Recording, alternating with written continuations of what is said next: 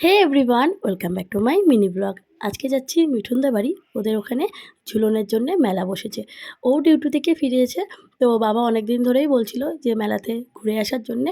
তো ভাবলাম এই দিনটাই যাওয়া যাক। অনেক সকাল সকাল আমাকে যেতে বলেছিল, কিন্তু আমি গিয়ে পৌঁছিয়েছি ১টার সময়। আর এই গাড়িটা হচ্ছে ওর সবথেকে প্রিয়। তারপরে মা লাঞ্চের জন্য ডেকে নেয়। আজকে ছিল মাটন আর আমড়া দিয়ে ডিমের একটা তরকারি, যেটা আমি ফার্স্ট টাইম খেলাম। খাওয়া দাওয়ার পরে ওর বইগুলো সব গুছিয়ে রাখছিল। অনেক গল্প করার পরে বিকেল নাগাদ আমরা বেরিয়ে যাই।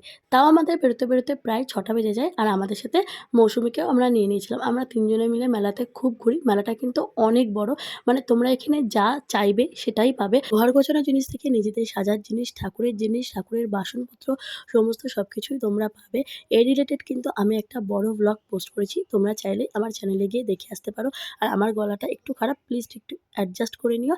এখান থেকে মিঠুন আমাকে ২ টো কানের কিনে দেয়। তো আজকের ভিডিওটা এইটুকুনি। ভালো লাগলে লাইক করে দিও।